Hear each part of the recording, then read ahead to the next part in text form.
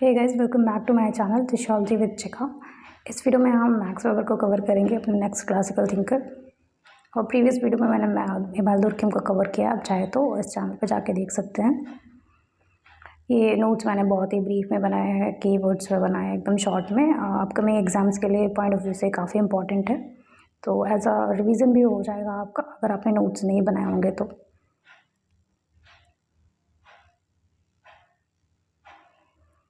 तो आइए शुरू करते हैं। ये नोट्स आपको मैंने टेलीग्राम चैनल जो मेरा है थियोलॉजी विद चिका वहाँ पे शेयर कर दिया है। आप चाहे तो वहाँ से इसको आप डाउनलोड कर सकते हैं। तो मैक्स वेबर को शुरू करते हैं। इनका जो एक टाइम पीरियड है वो 1864 से लेके 1920 तक है, और इनके इंटर पार्ट में ज़्यादा कुछ नहीं है।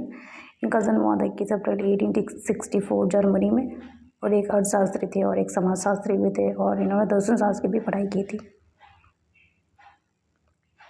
अब इनके नेक्स्ट इंपॉर्टेंट पार्ट पे आते हैं, जो है कि इनकी थियोरी और कॉन्सेप्ट जो है। तो देखते हैं इसमें सामाजिक क्रिया का सिद्धांत है, आदर्श प्रारूप का सिद्धांत है, और सत्य और सत्ता, नौकरशाही, धर्मशास्त्र।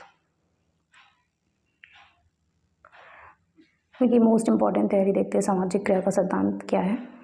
तो इन्होंने सामाजिक क्रिया को समाजशास्त्र की विषय वस्तु माना है। आप मुझे कमेंट सेक्शन में बताइए, दुर्कheim ने समाजशास्त्र की विषय वस्तु किसे माना है। तो इन्होंने कहा कि सामाजिक क्रिया क्या है, तो सामाजिक क्रिया मानव व्यवहार है, जो कि अब इन्होंने कहा कि जो सभी प्रकार के मानव व्यवहार जो है समाजशास्त्र के विषय वस्तु नहीं हो सकते हैं। जो मीनिंगफुल हैं, जिनमें कोई एक पर्पज़ है, जो एक उद्देश्यपूर्ण है, वही समाजशास्त्र के विषय वस्तु हो सकते हैं।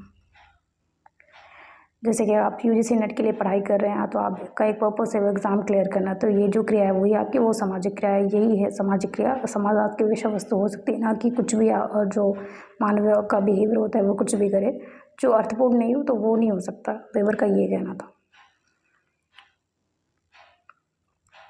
अब इन्होंने जो सामाजिक क्रिया है इसके अध्ययन के लिए मानवीय पद्धति का प्रयोग पर बल दिया। इनकी एक मानवीय पद्धति जिन्होंने दी इन्होंने, वो वस्तेहन की पद्धति थी। तो कभी पूछते एग्जाम से वस्तेहन की पद्धति किनकी है, तो मैचिंग में आ जाती है मैक्स वेबर की, आप देख लीजिए। अब सामाजिक क्रिया के प्रकार को हम देखते हैं। तो मेनली इनके 4 प्रकार हैं। पहला लक्ष्य पर आधारित, दूसरा मूल्य पर आधारित, और तीसरा भावनात्मक सामाजिक क्रिया, और चौथा है परंपरा पर आधारित। लक्ष्य पर आधारित, जैसे कि हमारा कोई टारगेट होता है, लक्ष्य होता है। अगर हम नेट जेआरएफ का एग्ज़ाम क्लियर करने के लिए जो हार्ड वर्क करते हैं, वो लक्ष्य पर आधारित सामाजिक क्रिया हो गई। मूल्य पर आधारित, जो हमारे समाज के मूल्य और प्रतिमान होते हैं उन पर आधारित जो क्रिया होती है, जैसे कि बड़ों का सम्मान करना। भावनात्मक सामाजिक क्रिया हुई, जैसे परिवार से दूर होने पर हमें रोना आता है, तो इस तरीके की क्रियाएँ जो कि जब हम इमोशनली अटैच होते हैं फ्रेंड से, फैमिली से। परंपराएं जो होती है हमारे समाज की, जैसे लड़की की विदाई होती है हमारे समाज में, तो ये सामाजिक क्रिया परंपरा पर आधारित हो गई। हम नेक्स्ट इम्पॉर्टेंट देखते हैं, जो उनका थ्योरी है वो है आदर्श प्रारूप। इससे एग्जाम में क्वेश्चंस काफ़ी आते हैं। जैसे जो आदर्श प्रारूप वो सामाजिक घटनाओं के अध्ययन की एक पद्धति है, जिसमें मानव व्यवहार का यथार्थ अध्ययन किया जाता है। वेबर में कहा कि जब भी सामाजिक घटनाओं को हम अध्ययन करें, या समाजशास्त्र या कोई भी, तो उसका एक प्रारूप बना लेना ही अच्छा होता है, क्योंकि उससे क्या होता है कि हमें जो घटनाएं उनका यथार्थ अध्ययन करने में सहायता मिलती है। इन्होंने कहा कि जैसे जब भी हम कोई सामाजिक घटनाओं का प्रारूप बनाए, तो उसमें मेनली उनकी जो कैरेक्टरिस्टिक्स है उसको पॉइंट में लिखते जाएं, तो उससे क्या होगा, एक स्ट्रक्चर बन जाएगा, एक फ्रेम बन जाएगा, तो वो बहुत ईजी होगा उस घटना का यथार्थ अध्ययन करने में। फॉर एग्जाम्पल से समझते हैं इसे। जैसे अगर हम लोकतंत्र का जो आदर्श प्रारूप बनाए, तो इसमें क्या क्या इसकी कैरेक्टरिस्टिक्स हैं लोकतंत्र की। तो पहली है, इसमें वयस्क को मताधिकार होता है, इसमें एक से अधिक राजनीतिक दल होते हैं, संवैधानिक शासन होता है, और एक निष्पक्ष चुनाव आयोग होता है। और भी बहुत सारी कैरेक्टरिस्टिक्स हैं, बट जो बहुत ही मोस्ट इम्पोर्टेंट है वो यहाँ पे है। इन्होंने अपने कुछ कंसेप्ट के आदर्श प्रारूप बनाए, जैसे पहला है नौकरशाही, दूसरा है प्रोटेस्टेंट धर्म है, और तीसरा है सत्य और सत्ता। अब नेक्स्ट देखते हैं सत्य और सत्ता का सिद्धांत। तो वेबर कहते हैं जो शक्ति होती है व्यक्ति की वह क्षमता होती है, जिससे कि वह दूसरे व्यक्तियों और समूह से अपने काम करा सकता है अपने हित में। और इन्होंने कहा कि जब इसी शक्ति को जब वैधता प्राप्त हो जाती है, कानूनी मान्यता प्राप्त हो जाती है, तो वो सत्ता बन जाती है। अब इन्होंने सत्ता को 3 पार्ट में डिवाइड किया। एक है तार्किक और दूसरी करिश्माई और तीसरी है परंपरागत। तार्किक सत्ता इन्होंने कहा कि जो कानूनी तौर पर मान्य हो जाती है, जिसको कानूनी मान्यता मिल जाती है। करिश्माई सत्ता होती है जो भावना पे आधारित होती है। इसमें क्या होता है, संकटकालीन परिस्थितियों में ये करिश्माई सत्ता उभर के आती है। जैसे गांधी जी ने स्वतंत्रता आंदोलन में अपना योगदान दिया था, तो उनकी जो व्यक्तित्व था वो काफ़ी करिश्मेटिक था। अब देखते हैं परंपरागत सत्ता ये क्या होती है। तो जो संयुक्त परिवार के मुखिया के पास जो पावर होती है, वो जो सत्ता होती है वो है परंपरागत सत्ता। अब धर्म पर इनके विचार देखते हैं। तो उन्होंने विश्व के 6 प्रमुख धर्मों का अध्ययन किया। वो कौन कौन से हैं, ये काफ़ी इंपॉर्टेंट है, एग्जाम में पूछ ले जाते हैं। तो पहला है हिंदू, और दूसरा है बौद्ध, तीसरा इस्लाम, फोर्थ है ईसाई, और पांचवा कन्फ्यूशियस, और सिक्स जो है वो यहूदी। इसको आप ध्यान रखिएगा थोड़ा सा। अब इनकी मैथोडोलॉजी की बात करते हैं। उन्होंने सामाजिक घटनाओं और सामाजिक क्रियाओं के अध्ययन में कौन कौन सी मैथोडोलॉजी यूज़ करी थी।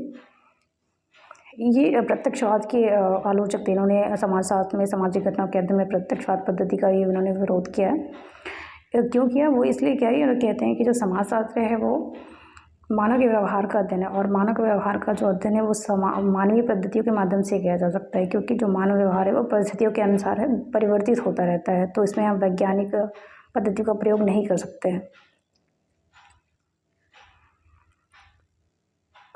तो इनकी मैथोडोलॉजी देखते हैं। तो पहली है एक निर्वचनात्मक है इनका, इसका इंग्लिश वर्जन देखिएगा, इंटरप्रिटेटिव है। ये इंटरप्रेट करना का मतलब होता है व्याख्या करना। तो इन्होंने कहा कि जब कार्य और हम जब सामाजिक घटनाओं के कार्य और कारण संबंध की व्याख्या करते हैं तब वो निर्वचनात्मक पद्धति होती है।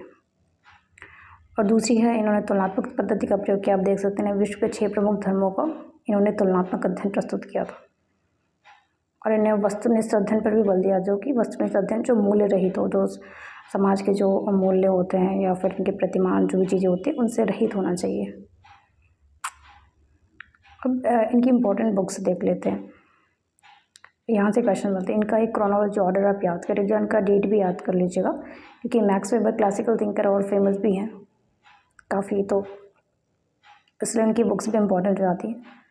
तो पहले जो बुक है वो है the Protestant ethics and the spirit of capitalism 1905 में, the religion of India 1916, the religion of China 1916। आप देख सकते हैं दोनों की डेट सेम है। नेक्स्ट है the theory of social and economic organisation 1922, the methodology of social science. इनकी डेट नहीं दिया हुआ था उस बुक में, एंड मैंने नेट पे भी सर्च किया था तो वहाँ पे भी नहीं है। General economic history and the rational and the social foundation of music. तो इतनी इंपॉर्टेंट बुक है, बाकी भी हैं बट इतनी एग्जाम के पॉइंट ऑफ व्यू से इम्पॉर्टेंट है। तो आज हमने देखा बहुत ही ब्रीफ में वेबर को, मैक्स वेबर को। तो आपके एग्ज़ाम जो दिसंबर में होने वाले हैं उसके पॉइंट ऑफ व्यू से काफ़ी इंपॉर्टेंट है, तो आप इसे देख लीजिए। इसका PDF मैंने अपने टेलीग्राम चैनल सोशियोलॉजी विद शिक्षा में शेयर कर दिया है। आप चाहें तो वहाँ से इसको डाउनलोड कर सकते हैं, और कोई भी फीडबैक जो आप देना चाहें तो आप कमेंट सेक्शन में दे सकते हैं। और अगर आपको ये वीडियो पसंद आया तो please like and subscribe my channel. Thank you so much for watching this. So bye bye, see you in next video.